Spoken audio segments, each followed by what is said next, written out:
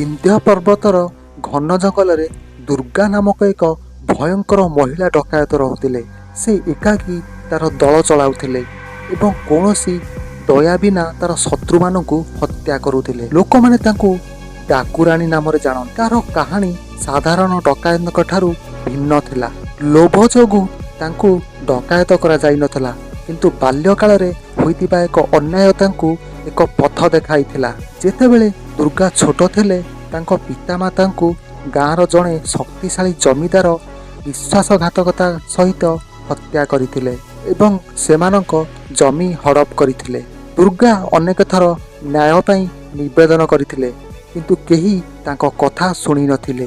ଏହି ଅନ୍ୟାୟ ତାଙ୍କ ହୃଦୟରେ ଘୃଣା ଏବଂ ପ୍ରତିଶୋଧର ନିଆଁ ଜାଳି ଦେଇଥିଲା। ସେ ପ୍ରତିଜ୍ଞା କରିଥିଲେ ଯେ ଗରିବଙ୍କ ଉପରେ ଅତ୍ୟାଚାର କରୁଥିବା ପ୍ରତ୍ୟେକ ଧନୀ ଶକ୍ତିଶାଳୀ ବ୍ୟକ୍ତିଙ୍କୁ ସେ ଉଚିତ ଶିକ୍ଷା ଦେବେ। ଦୁର୍ଗା ଅନେକ ଗରିବ ଲୋକଙ୍କୁ ନିଜ ପାଖରେ ରଖିଥିଲେ, ଆଉ ଦୁର୍ଗା ଯେଉଁ ସବୁ ଲୁଟ୍ କରୁଥିଲେ ସେ ଟଙ୍କାକୁ ଗରିବମାନଙ୍କ ମଧ୍ୟରେ ବାଣ୍ଟି ଦେଉଥିଲେ। ସେ ଗରିବଙ୍କ ତ୍ରାଣକର୍ତ୍ତା ଥିଲେ, କିନ୍ତୁ ଧନୀମାନଙ୍କ ପାଇଁ ଏକ ଦୁଃସ୍ୱପ୍ନ।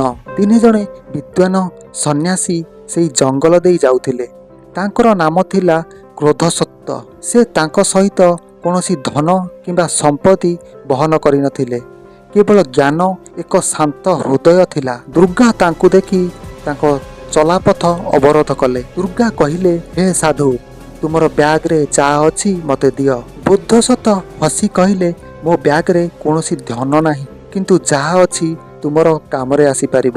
ଦୁର୍ଗା ହସି କହିଲେ, ତୁମେ ମୋ ପାଇଁ କିପରି କାମ କରିପାରିବ?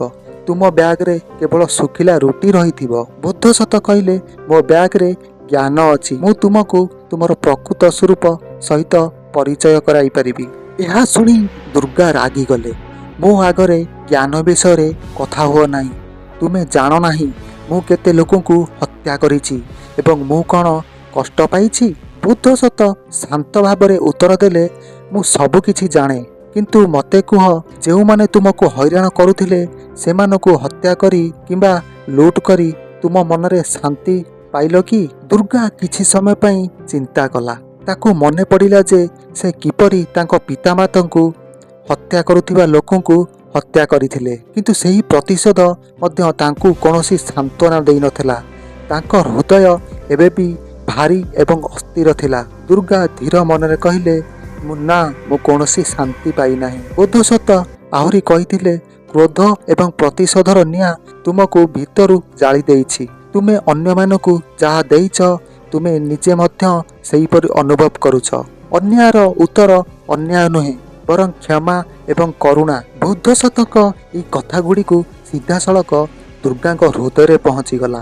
ପ୍ରଥମ ଥର ପାଇଁ କେହି ତାଙ୍କ ବାହ୍ୟ କଠିନ ଆବରଣ ବଦଳରେ ତାଙ୍କ ଭିତରେ ଥିବା ଯନ୍ତ୍ରଣାକୁ ଦେଖିଲେ। ତାଙ୍କ ଆଖିରୁ ଲୁହ ବହିବାକୁ ଲାଗିଲା। ସେ ଅନୁଭବ କଲେ ଯେ ସାରା ଜୀବନ ଅନ୍ୟାୟ ବିରୁଦ୍ଧରେ ଲଢ଼ି ସେ ନିଜେ ଅନ୍ୟାୟ ହୋଇଗଲେ।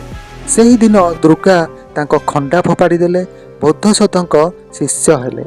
ସେ ତାଙ୍କ ଦଳର ସମସ୍ତ ଲୋକଙ୍କୁ ସଠିକ୍ ପଥ ଦେଖାଇଲେ ଏବଂ ସେମାନେ ଏକାଠି ଗାଁରେ ଆଶ୍ରମ ଖୋଲିଲେ।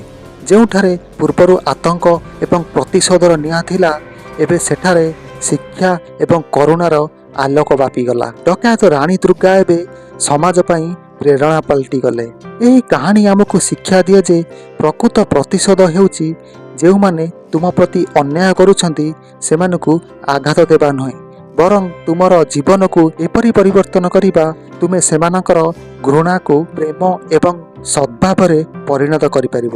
ସାଙ୍ଗମାନେ, ଏହି ଛୋଟ ଭିଡ଼ିଓଟି ଯଦି ଆପଣଙ୍କୁ ପସନ୍ଦ ଲାଗିଛି, ଗୋଟେ ଲାଇକ୍ କରି ଚ୍ୟାନେଲକୁ ସବସ୍କ୍ରାଇବ୍ କରିଦିଅନ୍ତୁ।